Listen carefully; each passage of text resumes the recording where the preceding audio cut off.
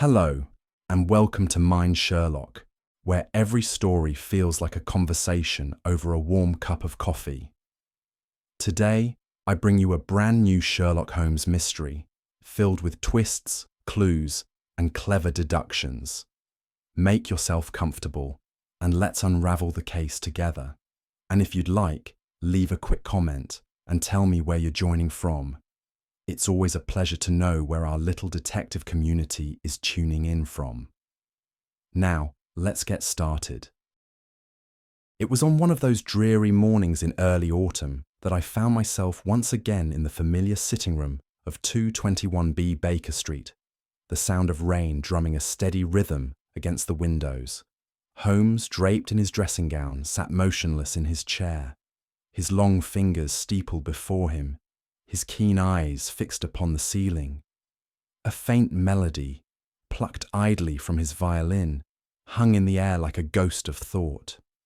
"You observe, Watson, that the city awakes with a certain reluctance on days such as this," he murmured at length, his voice carrying that peculiar detachment which often preceded an intellectual exercise. I, having just set down the Times, raised an eyebrow. "I suppose the weather has much to do with it," I replied, reaching for my tea. Holmes exhaled sharply. "Weather, yes, but do you not find it curious how external conditions dictate internal moods? A grey sky breeds grey thoughts, but let us hope, my dear fellow, that the day holds some colour yet." Even as he spoke, we were interrupted by a series of hurried steps upon the stairs, followed by a rapid, urgent knocking at the door. Holmes shot me a glance, and in an instant his languor vanished. "Ah," he said, rising, "it appears we shall have some diversion after all." Mrs. Hudson, ever the guardian of our domestic tranquillity, had barely opened the door when a tall, distinguished-looking gentleman burst into the room, his breathing ragged, his gloved hands trembling as he clutched his hat. His attire, though immaculate, bore the unmistakable dishevelment of one who had dressed in great haste. "Mr. Holmes! Dr. Watson!" he gasped, his pale face marked by the deep furrows of worry. "You must help me." Holmes had already taken measure of our visitor, his sharp gaze flickering from the fine cut of his coat to the telltale ink stains upon his fingertips. "Sir Reginald Pemberton, if I am not mistaken," he said smoothly, motioning for the man to take a seat. The banker started. "Why, yes, but how—" Holmes waved a hand dismissively. "The city of London clings to you, Sir Reginald, in the form of its dust upon your boots and the faint scent of parchment upon your sleeves. But pray, sir, compose yourself and tell us what has brought you to my door in such a state." Pemberton sank into the offered chair and passed a trembling hand over his brow. "It is a catastrophe, Mr. Holmes, a disaster that threatens to ruin my institution, my career, and perhaps even my life." He swallowed hard. "A fortune, an entire shipment of gold bullion, has vanished without a trace." Holmes leaned forward, his eyes gleaming with sudden interest. "Vanished, you say?" "Yes," Pemberton whispered, "from the most secure vault in England." For a moment, silence filled the room, broken only by the ticking of the mantel clock and the distant sound of carriage wheels upon wet cobblestones. Holmes, his fingers pressed together in deep contemplation, studied Sir Reginald Pemberton with the intensity of a hawk regarding its prey. "Explain," he said at last. Pemberton exhaled, as though struggling to find words to describe the impossible. "The Bank of England," he began, "has never suffered a breach in all its years of operation. The vault in question is considered impenetrable, secured by the most advanced mechanisms and under constant guard. And yet, this morning, when the vault was opened to confirm the transfer of a gold shipment valued at £50,000, it was empty." Watson, ever the practical man, frowned. And there were no signs of forced entry. None, Pemberton said. The vault door was untouched, the lock unbroken. The guards, who kept watch throughout the night, swear that no one entered or left. And yet the gold is gone. Holmes remained silent for a long moment, his sharp gaze drifting to the rain-streaked window. "Tell me, Sir Reginald," he said finally, "what have the authorities concluded?" Pemberton grimaced. "Scotland Yard is confounded. Inspector Lestrade is of the opinion that it must have been an inside job, that someone within the bank orchestrated the theft." "And you disagree?" Holmes asked. "I do not see how such a thing is possible," Pemberton admitted. "The vault is monitored at all times. No single person has complete access. Even if one of my employees sought to steal it, how could they remove the gold without detection?" Holmes smiled faintly. "An excellent question indeed." Watson shifted in his chair. "And what do you believe, Holmes?" Holmes rose and retrieved his coat. "I believe, Watson, that we should pay a visit to the Bank of England. If gold can vanish into thin air, then I am most eager to see the place where such a miracle occurred." Holmes leaned forward, his fingers interlocked, his sharp eyes fixed upon Sir Reginald Pemberton. "You say, sir, that the vault door was untouched?" "Precisely, Mr. Holmes," Pemberton affirmed. "The combination lock was intact and there was no sign of tampering. The guards swear that not a soul entered or exited during the night." Holmes steepled his fingers, and yet, when the vault was opened, the gold had vanished. "As if it had never been there," Pemberton said gravely. "The bars were stacked neatly the previous evening, awaiting transfer. When the clerks arrived in the morning, the vault was bare." I could not suppress a murmur of disbelief. "But surely, Holmes, such a feat is impossible." Holmes, however, merely smiled. "My dear Watson, the word impossible is used too freely. We must first ascertain whether the facts are indeed as they seem." He turned to Pemberton. "Were there any unusual occurrences leading up to the discovery? Any disturbances, however slight?" Pemberton hesitated. "Nothing of significance, though—" He paused, his brow furrowing. "Now that I think of it, there was a peculiar odour, a faint chemical scent lingering in the air near the vault."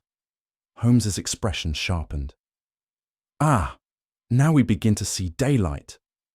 Pemberton sat forward eagerly. "Then you already suspect something?" Holmes waved a hand. "I suspect many things, Sir Reginald. But before I permit myself the luxury of speculation, we must first examine the evidence with our own eyes. Watson, I believe we have an appointment with the Bank of England." As we readied ourselves for departure, Sir Reginald let out a weary sigh.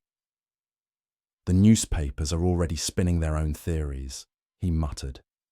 "Some claim it is an elaborate fraud orchestrated from within the bank. Others whisper of ghosts and supernatural forces." Holmes allowed himself a small chuckle. The public mind, when faced with a mystery, often leaps to either the most mundane or the most fantastical conclusion. The truth, as ever, will lie between the two. "Still," Pemberton continued, rubbing his temple, "the damage to the bank's reputation could be ruinous. Scotland Yard has been called in, and I fear they are eager to make a swift arrest, whether or not they have the right man." "A dangerous inclination," Holmes remarked. "An incorrect accusation will do more harm than the theft itself. We must see to it that the true culprit is unmasked before Lestrade adds another wrongful conviction to his tally." With that, Holmes swept his coat from the chair and strode toward the door. "Come, Watson, the game, as they say, is afoot." As we stepped out onto Baker Street, Holmes's manner had transformed. The languor of the morning had evaporated. replaced by the quick, purposeful energy that signalled his mind was fully engaged. "You observed, Watson," he said as we hailed a cab, "that Sir Reginald described the crime as if the gold had vanished." "Yes," I replied, "and by all accounts it has." Holmes smiled. "Precisely. Which means, my dear fellow, that our thief did not steal the gold in any ordinary fashion. He made it disappear." And with that cryptic remark, we climbed into the cab and set off toward the heart of London. Our cab rattled through the damp streets of London, the chill of the autumn morning seeping through the glass. Holmes sat in quiet contemplation, his fingers tapping idly upon his knee, his keen eyes lost in thought. As we neared Threadneedle Street, he stirred from his reverie. "Theft is an art, Watson," he murmured. "But this is something far more elaborate. To remove so vast a sum without a trace suggests not mere criminality, but ingenuity of the highest order." We soon alighted before the grand facade of the Bank of England, where Sir Reginald Pemberton awaited us with a grave expression. Beside him, shifting impatiently from foot to foot, stood Inspector Lestrade of Scotland Yard. "Ah, Holmes," Lestrade called as we approached. "I might have known you'd be sniffing about." Holmes inclined his head. "A pleasure as always, Lestrade. And what, pray, is Scotland Yard's working theory?" Lestrade scowled. "An inside job, of course. What else could it be?" Sir Reginald exhaled sharply. "An absurd notion. The security of this bank is unmatched. If one of my men had stolen the gold, he would have had no means of escaping with it." Holmes smiled thinly. "A conundrum indeed. Come, let us view this unbreachable vault of yours." Without another word, we followed Sir Reginald through the grand halls of the bank, past rows of clerks who cast furtive glances at our procession. At last, we reached the vault, a steel behemoth that had, according to all logic, been rendered impenetrable. The great iron door loomed before us, its surface gleaming in the dim gaslight. Sir Reginald withdrew a ring of keys, his hands trembling ever so slightly as he unlocked the heavy mechanism. "The vault was sealed at precisely 8 o'clock last evening," he explained. "The morning clerks arrived at 6 and found it exactly as you see it now. Secure, untampered with, and yet—" He hesitated before pulling the door open, revealing the yawning emptiness within. Holmes stepped forward at once, his eyes darting over the chamber. "Fascinating," he murmured, running his fingers lightly over the lock. "No scratches, no signs of force. Tell me, Sir Reginald, how many individuals possess the combination?" "Only myself and 2 others, the Chief Treasurer and Mr. Elias Morton, the senior officer in charge of bullion transfers." Lestrade sniffed. "One of them, then. No doubt about it." Holmes ignored him, instead dropping to one knee to examine the vault floor. "Watson, your eyes are sharper than most. Tell me, what do you make of this?" I peered down and saw what had caught his attention, a single faint footprint against the otherwise pristine marble. "A footprint," I said, "but it is incomplete." Holmes nodded. "Precisely. The heel alone is visible, suggesting that the individual was careful, perhaps attempting to leave no trace at all." He straightened, inhaling deeply. "And do you perceive that, Watson? The faintest trace of—" "A chemical odour," I finished, now aware of the subtle, acrid scent in the air. Holmes turned to Sir Reginald. "Tell me, was there any unusual activity in the bank last night?" Sir Reginald frowned. "None that I am aware of, though I do recall that a small shipment of silver was transferred to another location." Holmes's eyes gleamed. "Silver, you say?" Interesting, Lestrade scoffed. I fail to see what silver has to do with our stolen gold. Holmes only smiled. That, my dear Lestrade, is what we are here to determine. With that, he stepped further into the vault, his gaze roving the empty shelves, his mind already leagues ahead of us all. Holmes crouched near the threshold of the vault, his sharp gaze fixed upon the faint impression in the marble. He produced a magnifying lens from his pocket and scrutinized the mark with the utmost care. A footprint, I observed, leaning in beside him, but curiously incomplete. Holmes nodded. Yes, Watson. Note how the forepart is absent, only the heel remains. This suggests a careful step, one deliberately placed to leave as little trace as possible. The mark is shallow, yet distinct enough to suggest a gentleman's shoe, rather than that of a labourer or common thief. Sir Reginald and Lestrade looked on with mild impatience. What of it? Lestrade grumbled. Footprints are hardly uncommon in a place of business. Holmes ignored him, his head tilted slightly as he inhaled deeply. And do you perceive the scent, Watson? I followed his example and caught a faint but distinct odour hanging in the air. There is something acrid, chemical in nature, I said. Holmes's expression brightened. Precisely. A lingering trace of… what, I wonder? He turned sharply to Sir Reginald. Tell me, sir, has the bank handled any large quantities of acids or other corrosive substances? The banker blinked in surprise. No, Mr. Holmes. This is a bank, not a laboratory. We deal in coin and bullion, not in chemicals. Curious, Holmes murmured. And yet the scent is unmistakable. If our thief did not force his way in, perhaps he found another means altogether. He straightened abruptly. Let us speak with the man who first discovered the theft. I would very much like to hear what he has to say. Under the proper scrutiny, of course. With that, he turned on his heel, leaving Lestrade and Sir Reginald to exchange bewildered glances before following us out of the vault. We were led through the grand corridors of the bank to a modest office where Albert Fisk, the head teller, awaited us. He was a thin, anxious-looking man with a receding hairline and hollowed cheeks, his fingers fidgeting restlessly as we entered. His eyes darted from Sir Reginald to Lestrade, and finally to Holmes, with unmistakable apprehension. You are Mr. Albert Fisk? Holmes asked, settling into a chair opposite the teller. Yes, sir, Fisk stammered.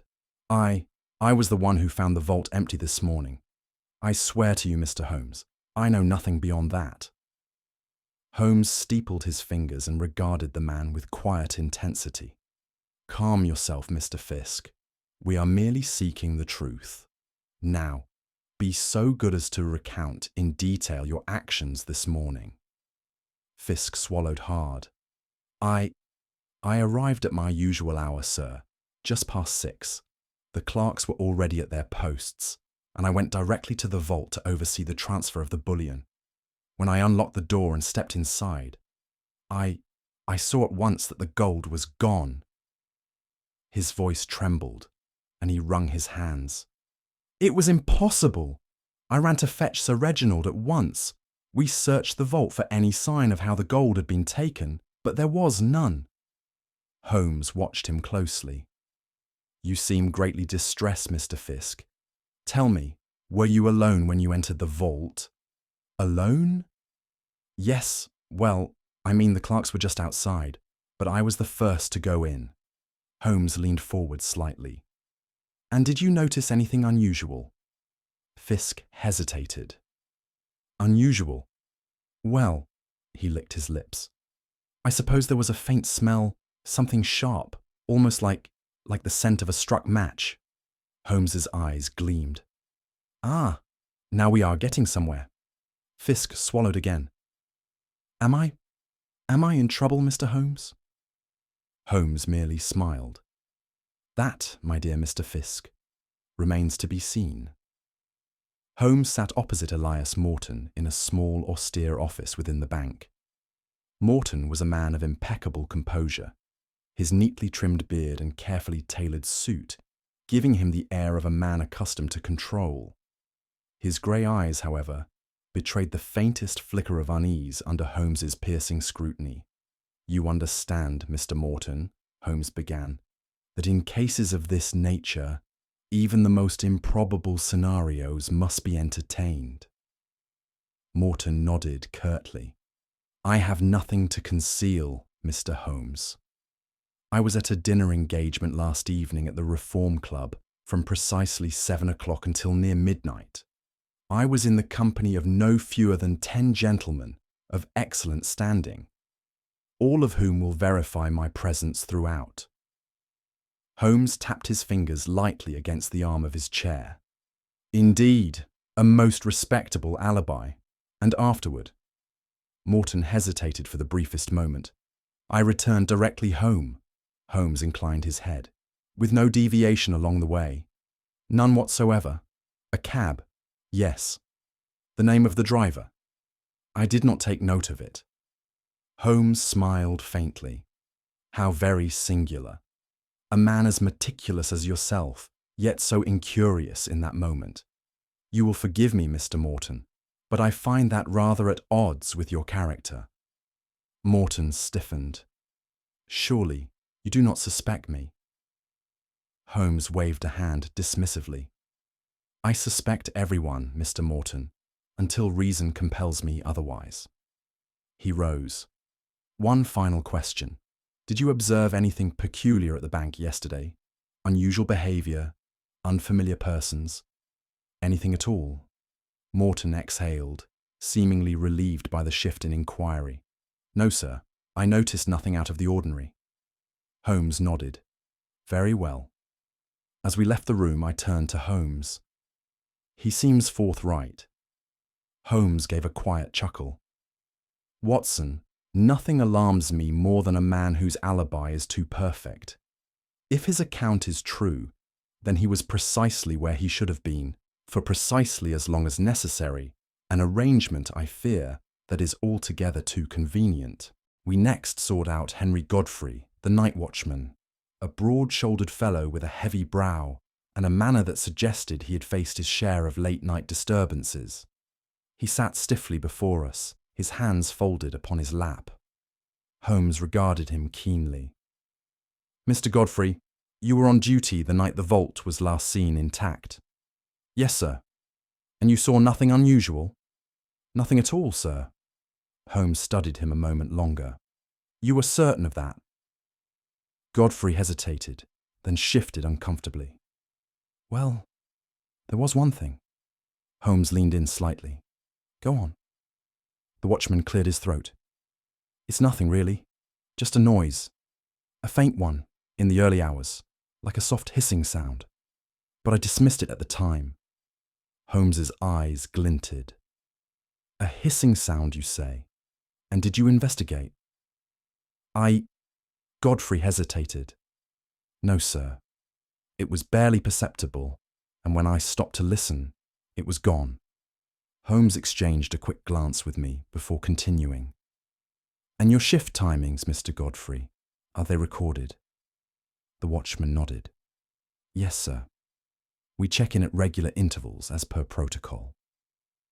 Holmes retrieved the logbook from the desk and flipped through the entries. He stopped abruptly, tapping a page with his finger. Curious, I peered over his shoulder. "What is it, Holmes?" Holmes turned the book to face Godfrey. "Your last recorded entry was at 3 o'clock, yet the next does not appear until nearly 5. What, may I ask, were you doing for those missing 2 hours?" Godfrey's face paled. I must have dozed off, sir." Holmes smiled thinly. "A most unfortunate lapse, Mr. Godfrey. For those missing hours, I suspect, were of the utmost significance." As we departed the watchman's quarters, Holmes fell into a pensive silence. I had long learned that such moments were best left undisturbed, but at last, curiosity got the better of me. "You have formed a theory, Holmes?" Holmes exhaled slowly. "Not a theory, Watson, but an understanding of absence." I frowned. "Absence?"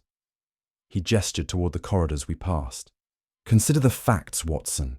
We have a vault that no man entered, yet its contents vanished. We have an alibi too perfect to be trusted. And we have a watchman whose recollection contains gaps." He paused, then added, almost to himself, "It is not what was seen that troubles me, Watson, but what was not seen." "I confess, Holmes, I am utterly perplexed." Holmes chuckled. "That is because you are thinking in conventional terms. Tell me, what is gold?" I blinked at the question. "A precious metal, of course." Holmes nodded. "Yes, but it is also something else. It is an element, Watson, subject to the laws of chemistry." He tapped his fingers together. "And chemistry, my dear fellow, is often more deceptive than the most cunning of thieves." I stared at him in astonishment. "You mean—" "Patience, Watson," Holmes said, his expression unreadable. "There is still much to uncover. Let us see what the night may reveal." It was just past noon when a messenger arrived at the bank governor's office, his face pale and his breath coming in short gasps. Sir Reginald, already burdened by the events of the morning, snatched the note from the man's hand and scanned its contents. His complexion darkened. "There has been another theft," he murmured. Holmes sat upright. "Indeed." "The gold has miraculously returned, I presume." Sir Reginald glared at him. "No, Mr. Holmes. This time it is silver that has vanished." A hush fell over the room. Even Lestrade, who had been idly fingering his notebook, snapped to attention. "Silver?" I repeated. "From the same vault?" "No, from a secondary storage chamber," Sir Reginald corrected. "But the circumstances are identical. The vault was locked. The guards saw nothing. And yet, when the inventory was taken not half an hour ago, the bars were gone." Holmes rose, his eyes gleaming. "Ah, now the pattern begins to reveal itself." Lestrade scoffed. "Pattern? It's nothing but an inside job, same as I said before." Holmes merely smiled. "Tell me, Sir Reginald, was there any unusual scent in this vault as well?" Sir Reginald hesitated. "Now that you mention it, yes. One of my clerks remarked upon a faint, acrid smell lingering in the air." Holmes clapped his hands together. "Excellent. Come, Watson. We must see this vault at once. We are on the verge of a most illuminating discovery." Sir Reginald led the way with hurried steps, while Lestrade followed, muttering about how a straightforward case had somehow become one of Holmes's blasted puzzles.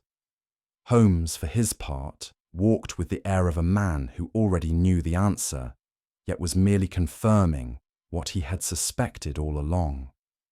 The second vault was indeed identical in every aspect to the first, save for the absence of silver where it ought to have been.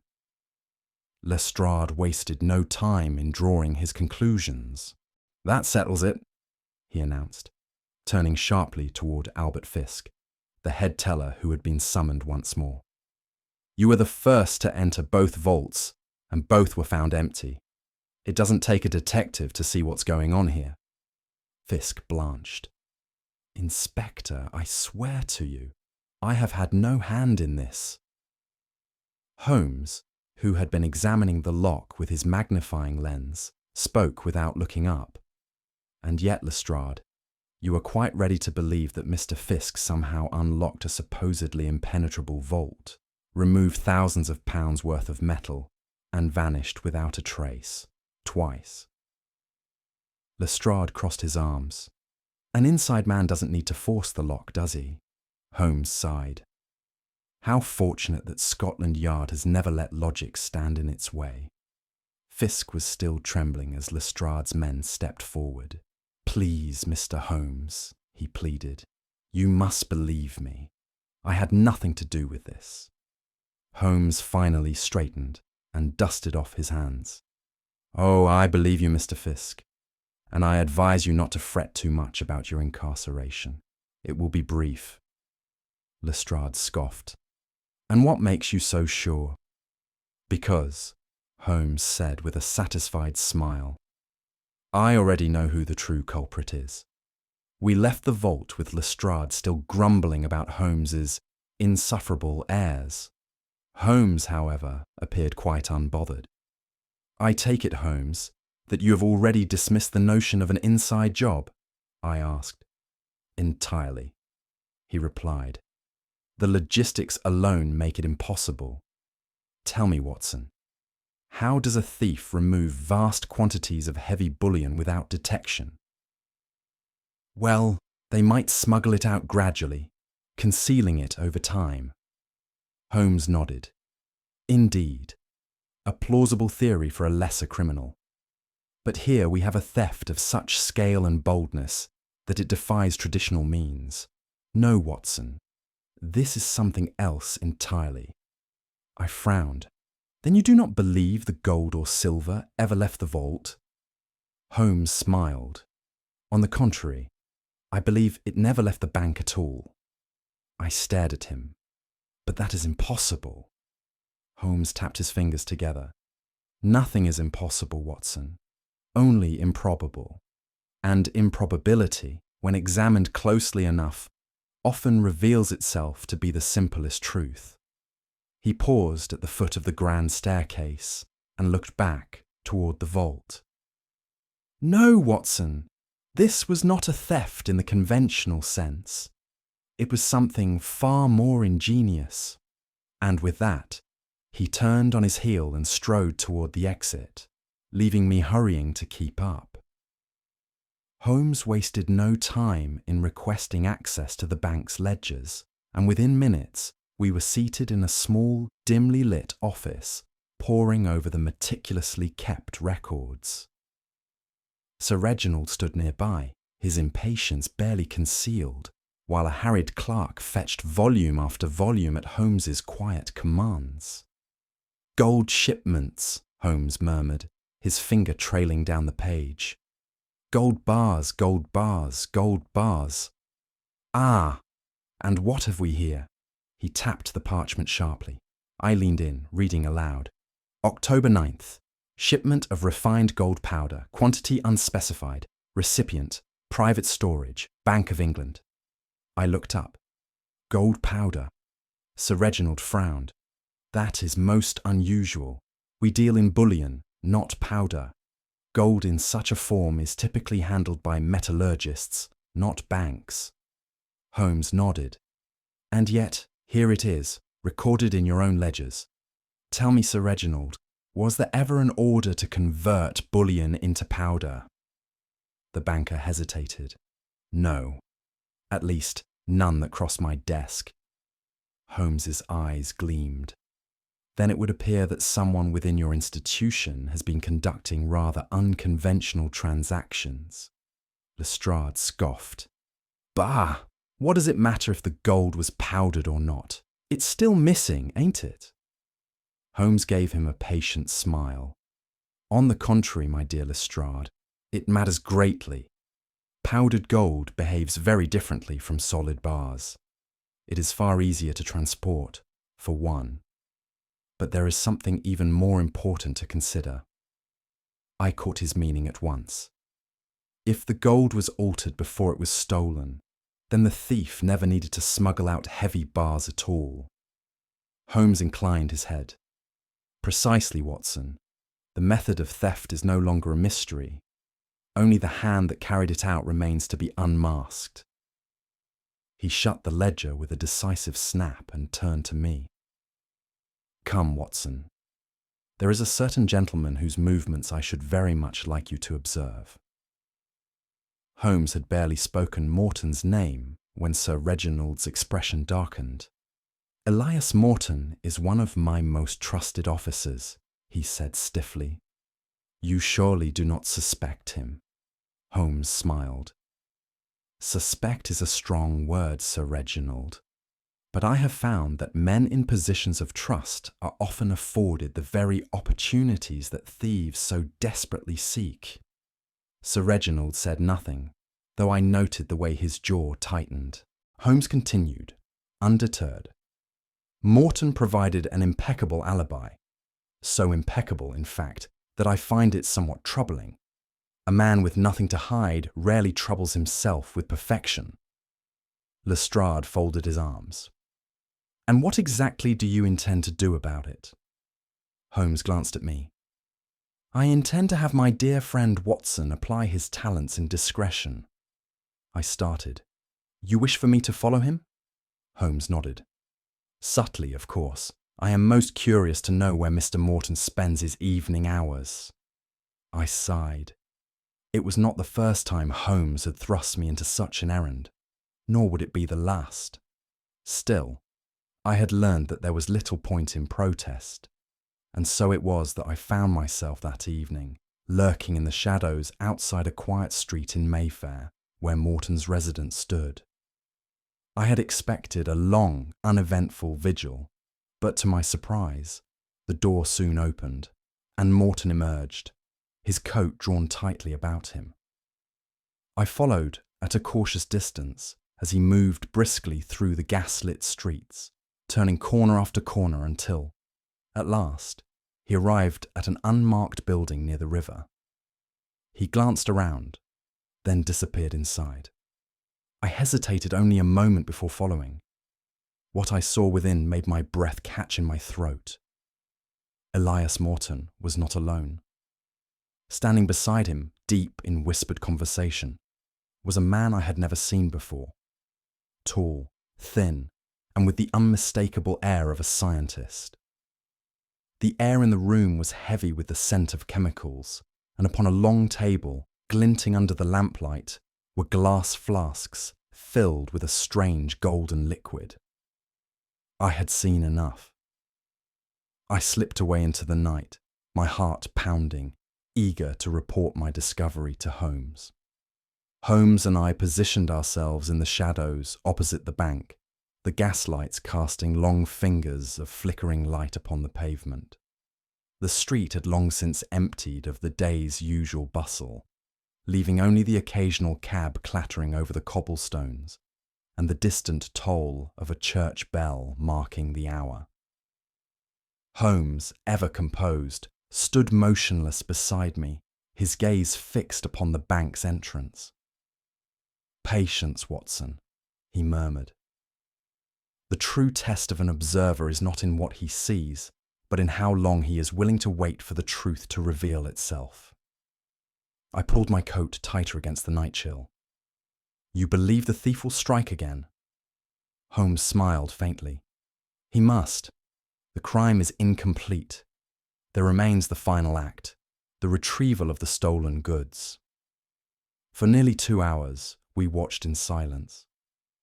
The bank remained undisturbed, its great stone edifice as impenetrable as ever. Even Lestrade, who had stationed his men discreetly along the street, seemed to be growing restless. Then, at precisely 2 o'clock, a shadow detached itself from the far end of the street. A figure emerged, moving with careful deliberation towards the side entrance of the bank. Even in the dim light, I could make out the sharp, angular features of Elias Morton. Holmes nudged me lightly. "Observe, Watson. Our man returns to the scene of the crime. But why?" Morton hesitated, casting a quick glance about him before stepping through a narrow side door. Holmes did not move. Instead, his eyes gleamed with the satisfaction of a predator who has finally sighted his quarry. "Now, Watson," he whispered, "now comes the moment of revelation." Holmes led the way swiftly, his long strides carrying him towards the bank's side entrance. With a nod to Lestrade's men, we slipped inside, following the faint sound of footsteps echoing down the stone corridor. We found Morton in the lower vault chamber, crouched beside a row of metal canisters. At his side stood another figure, a man of sharp features, his fingers stained with the telltale marks of a chemist. Holmes's voice rang out, cold and commanding. "I would advise against any sudden movements, gentlemen." Morton sprang to his feet, his face drained of colour.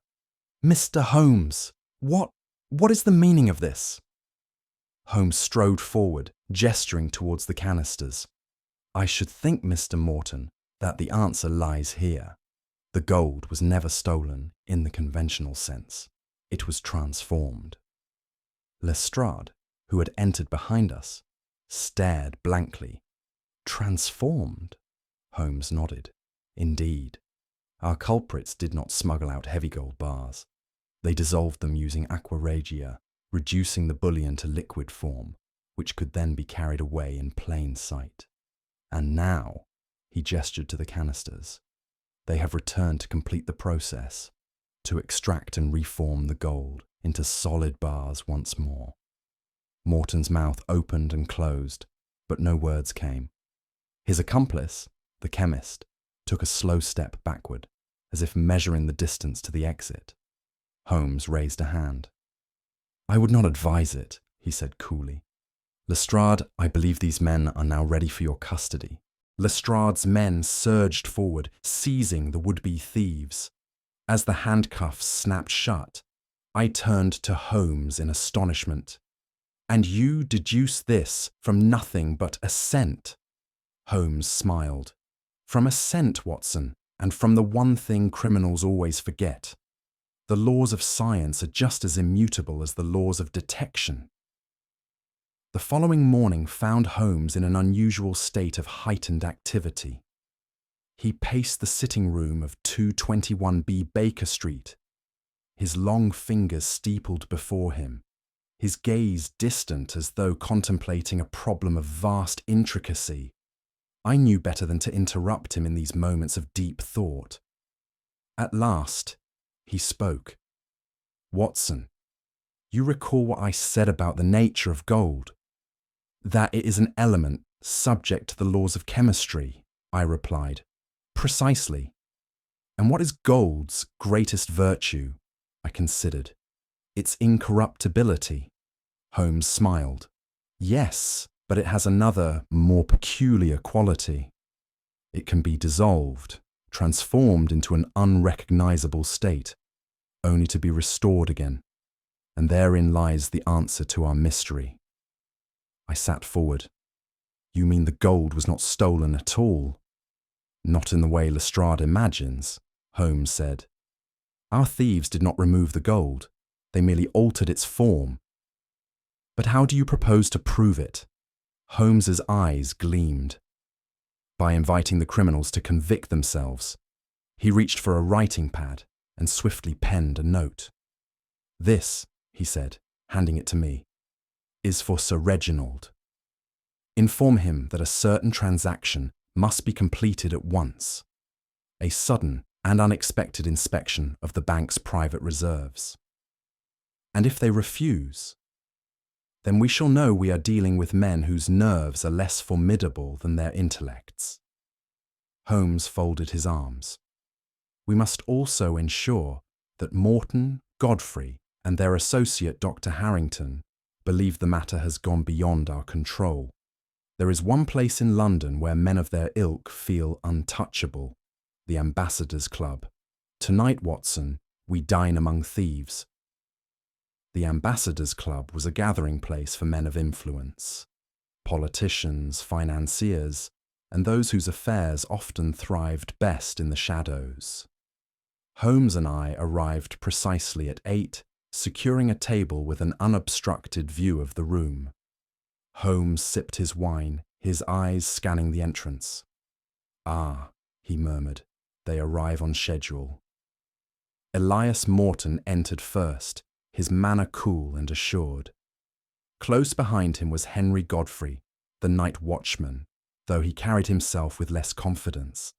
The third man, a lean figure with piercing eyes and ink-stained fingers, was introduced to us once by Sir Reginald's clerks, Dr. Victor Harrington, a chemist of some renown. Holmes waited until their drinks had been served before rising and approaching their table with his most affable smile. "Gentlemen," he said smoothly, "what a fortunate coincidence." Morton stiffened but recovered quickly. "Mr. Holmes," he said with forced politeness, "what brings you to our humble establishment?" Holmes settled into the empty chair opposite them. "A matter of curiosity," he said. "You see, I have been engaged in a rather perplexing case. A great quantity of gold has vanished, and yet I find myself increasingly persuaded that it never left its resting place at all." Harrington's fingers tensed around his glass. Morton's face remained impassive, but I detected a flicker of something.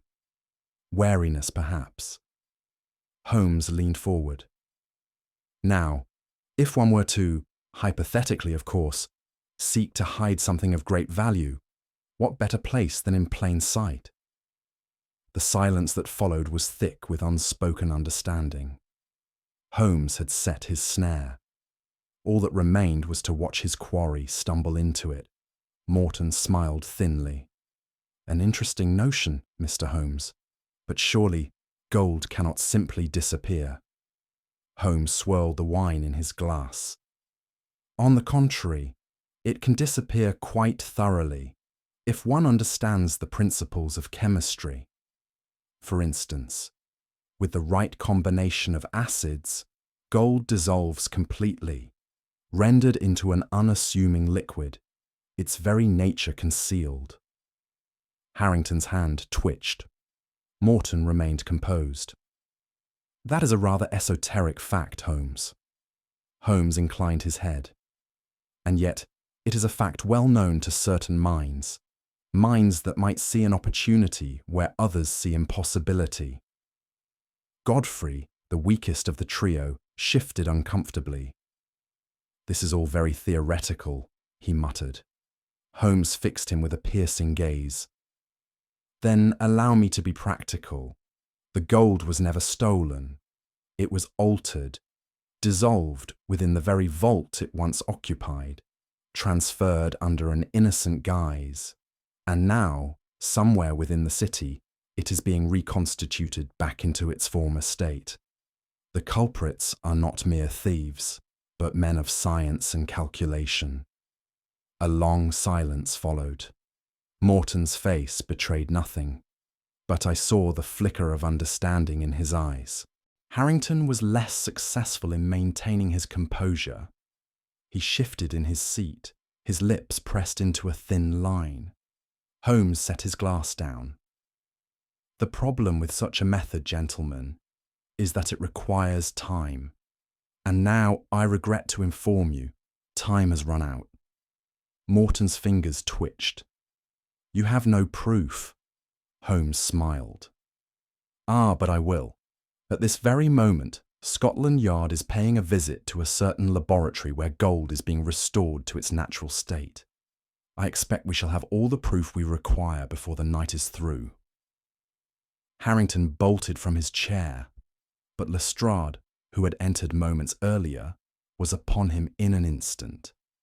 Morton's expression hardened, his composure fracturing at last. "You are a devil, Holmes." Holmes merely shrugged.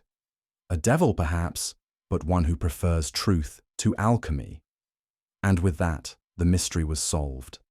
Lestrade, still eyeing the captured men with suspicion, folded his arms. "Dissolving gold, you say?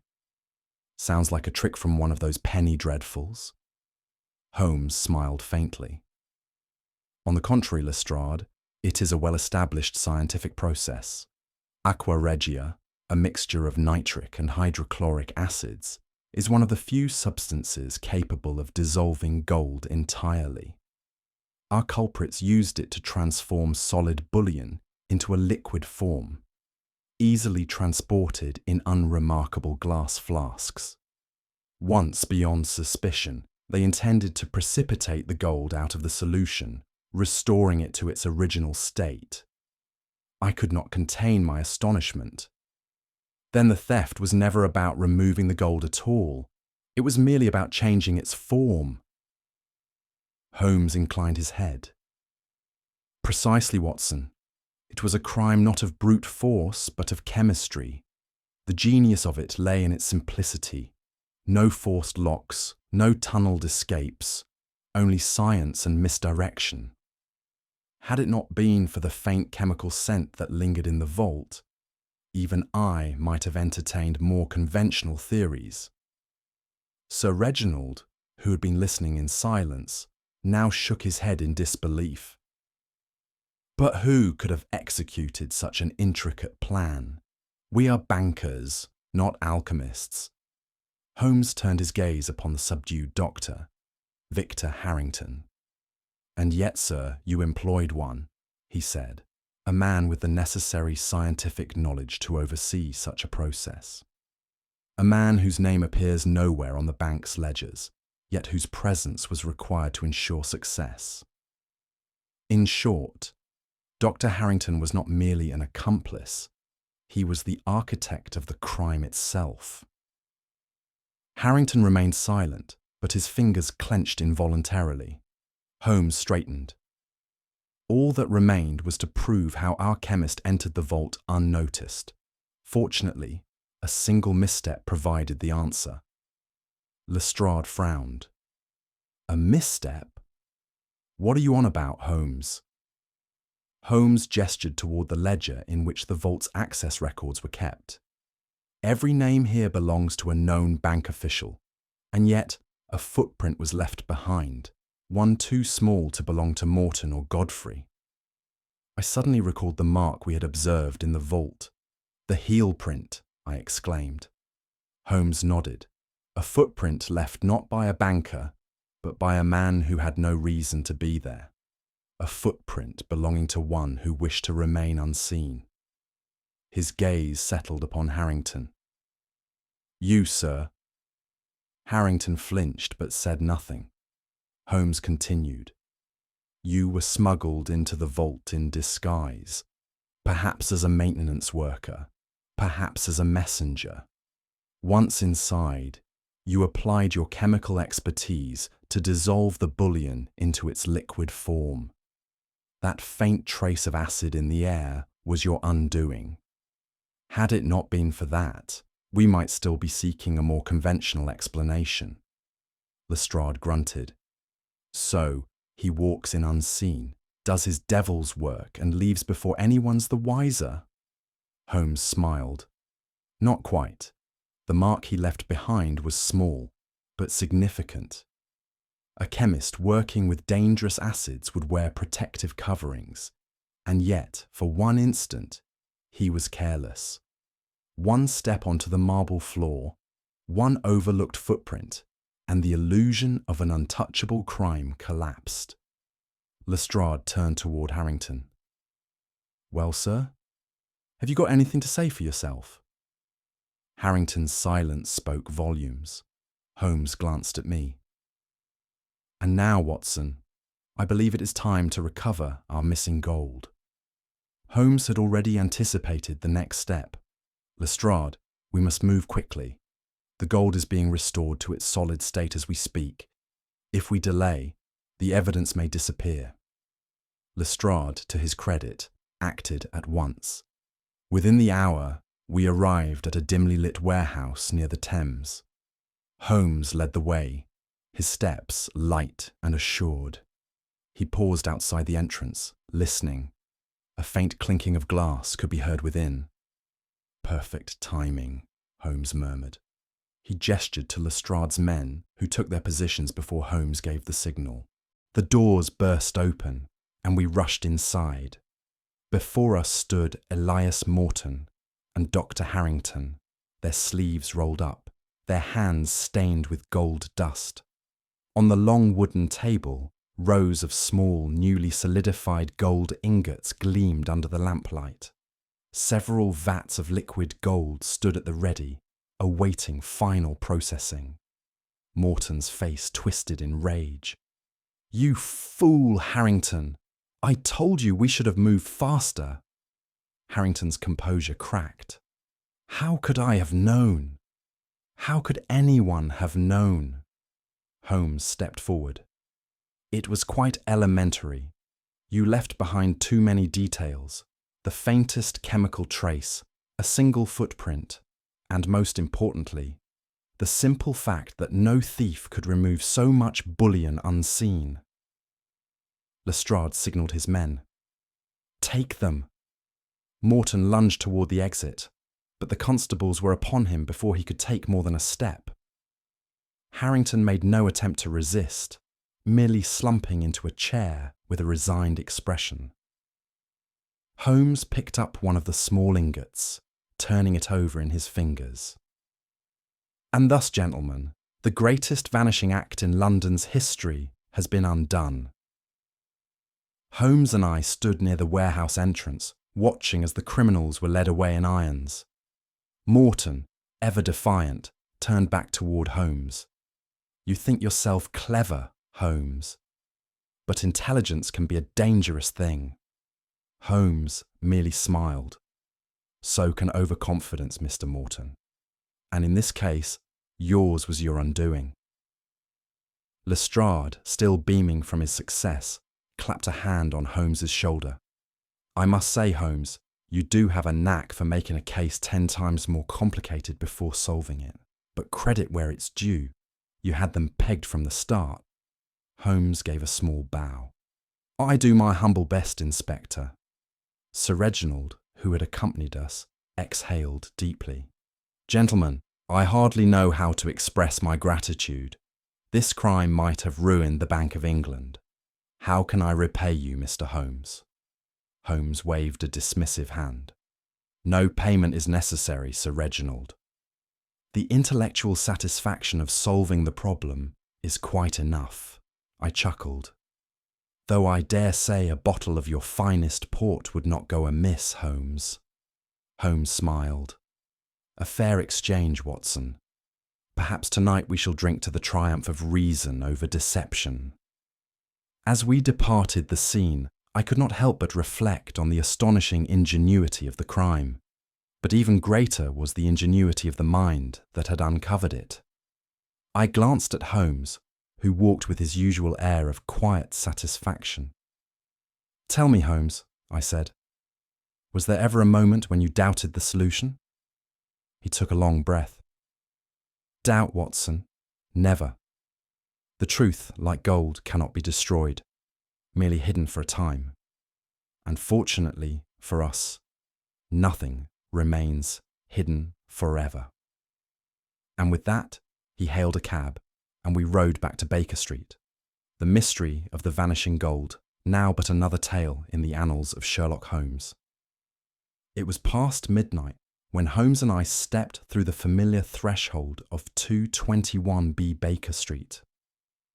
The evening's events had left me both exhilarated and bewildered, and as I settled into my chair, I could not help but shake my head in amazement. "Holmes," I said at last, "I have accompanied you on many a case, but this was unlike any other. To think that an entire fortune could vanish without ever leaving the bank." Holmes smiled faintly as he struck a match and lit his pipe. "You see, Watson, the mind is often shackled by convention. When faced with a locked vault and missing gold, one assumes the gold must have been physically removed. But the laws of nature are not so easily constrained.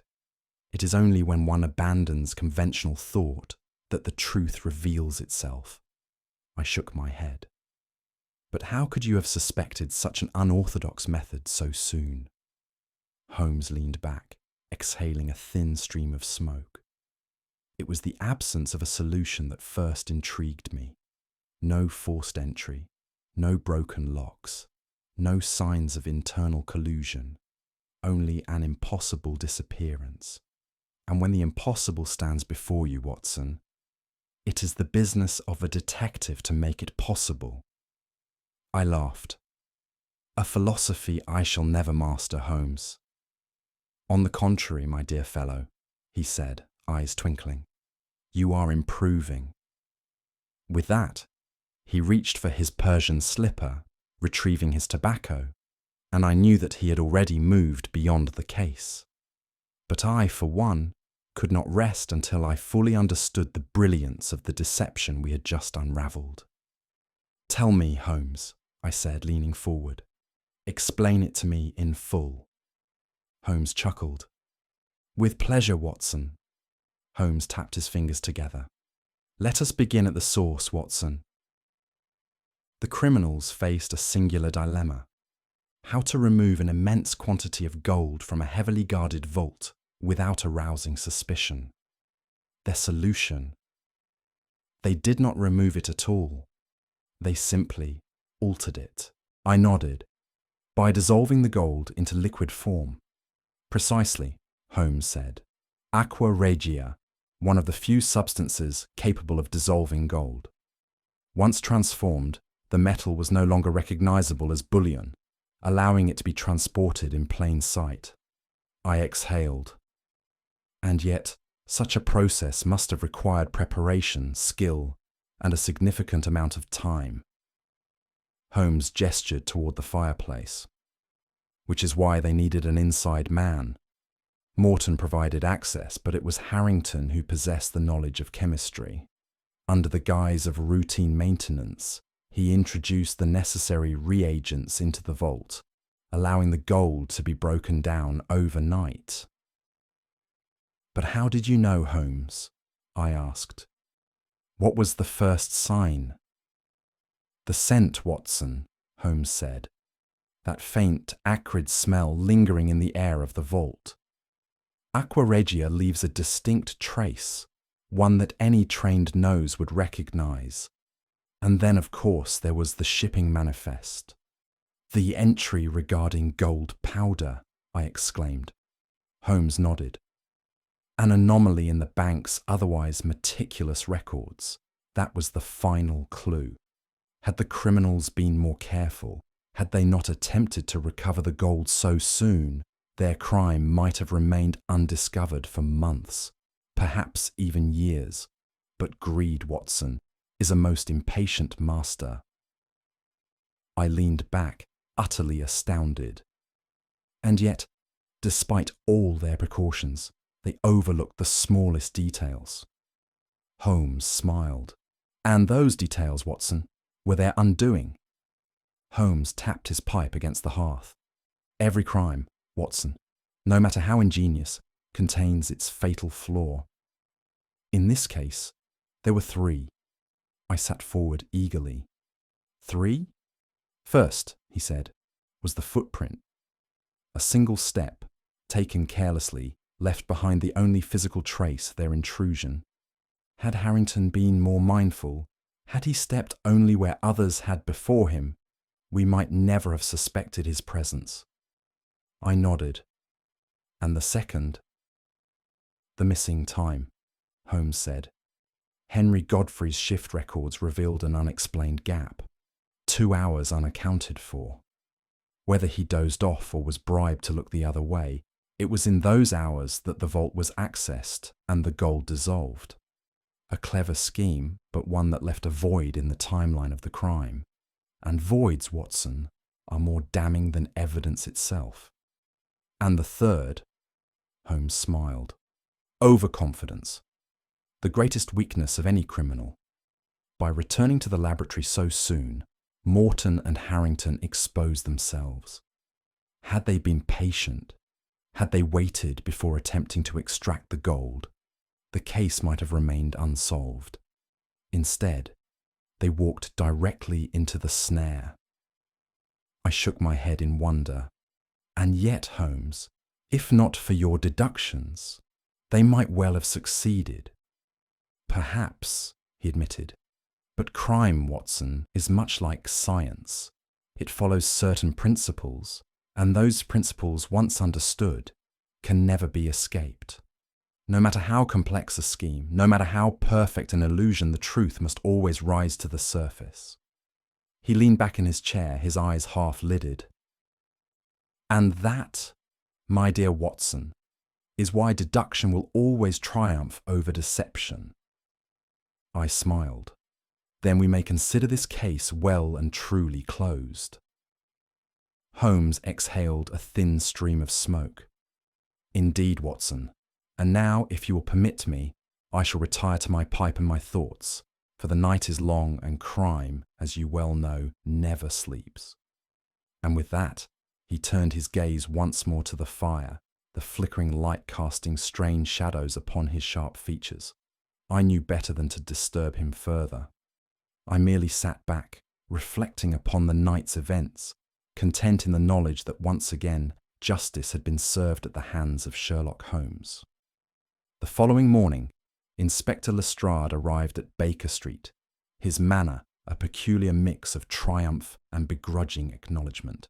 He settled into his usual chair, tugging at his cuffs with the air of a man preparing to deliver an oration. "Well, Holmes," he began, "Scotland Yard has secured another notable arrest. Morton, Harrington and Godfrey are safely behind bars, and the Bank of England can breathe easy once more."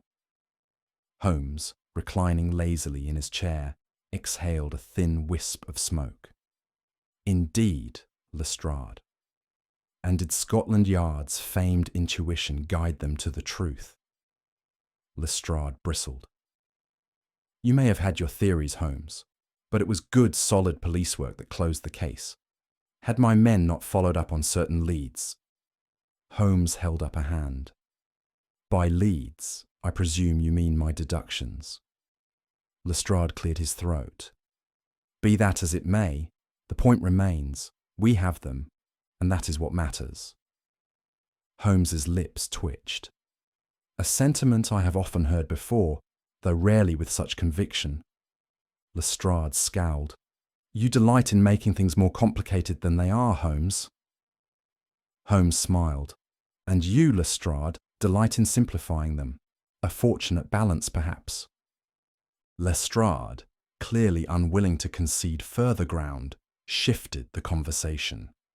"The Bank of England is making quite a fuss about it. Your name is being spoken with great admiration."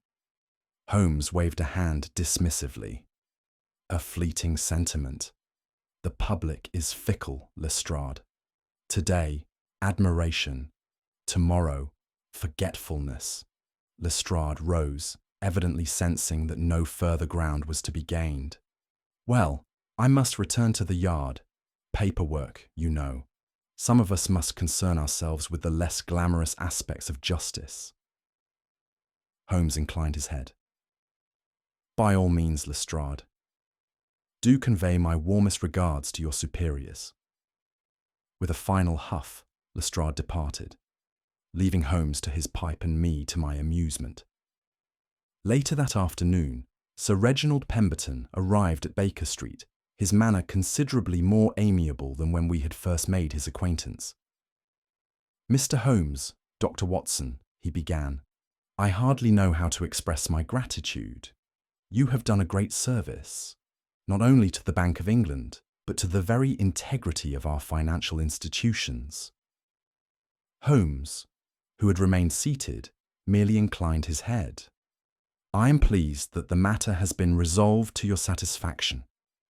Sir Reginald, clearly expecting a warmer reception, cleared his throat.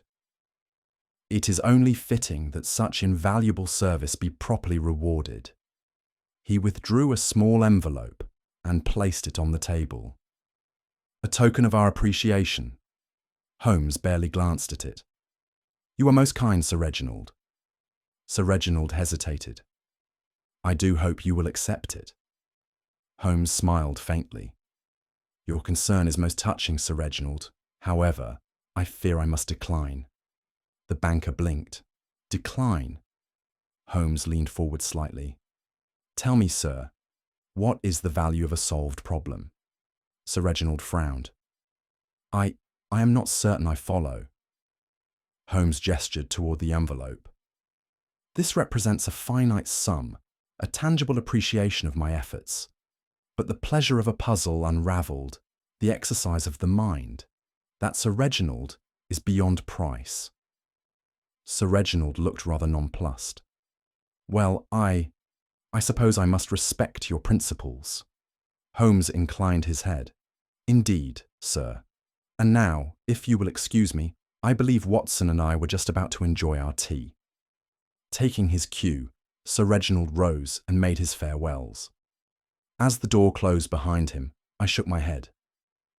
Holmes, do you mean to tell me you would rather forego a handsome sum in favour of mere intellectual satisfaction? Holmes smiled. Mere satisfaction, Watson. My dear fellow, you still fail to grasp the essence of deduction. Holmes reached for his pipe, tapping it thoughtfully against the arm of his chair.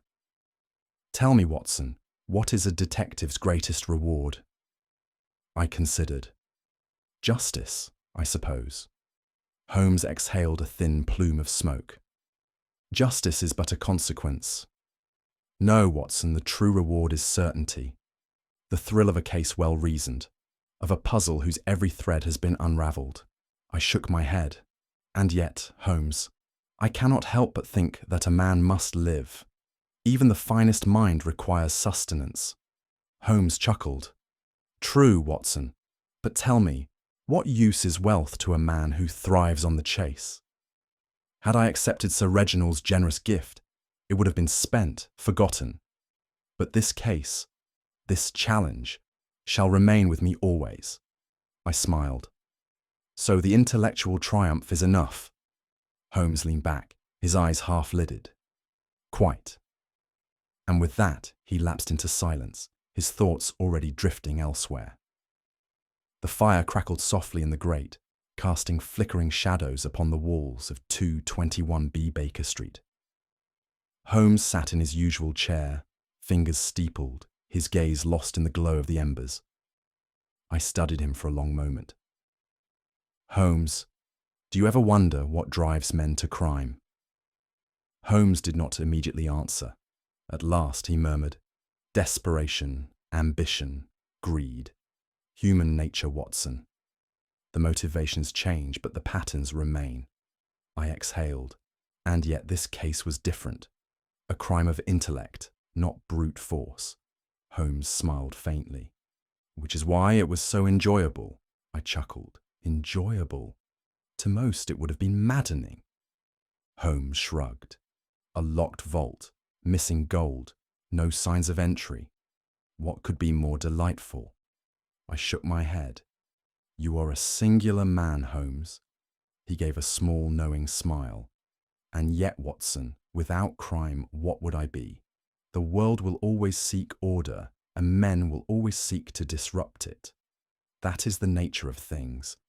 And as long as there is mystery, he tapped his pipe against the hearth, there shall always be deduction. I could not help but smile. Then I suppose we must await the next adventure. Holmes's eyes gleamed. Indeed, my dear Watson. Indeed. And with that, he turned his gaze once more to the fire, lost in the quiet contemplation that only comes after a case well solved. Holmes leaned back in his chair, his long fingers steepled beneath his chin, his gaze lost in the flickering firelight. You see, Watson, he murmured, crime, at its core, is a battle between ingenuity and truth. Our adversaries were clever, exceedingly so, and yet in the end they could not escape the most inescapable of all laws. I frowned. And what law is that, Holmes? The law of inevitability, he said.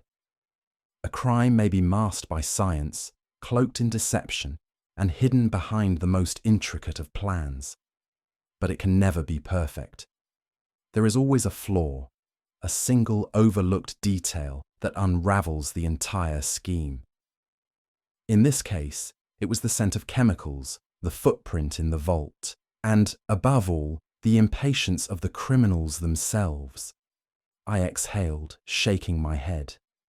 Then even the most brilliant deception is doomed to failure. Holmes smiled faintly. Not doomed, Watson, merely delayed. And that, my dear fellow, is why the game will always go on.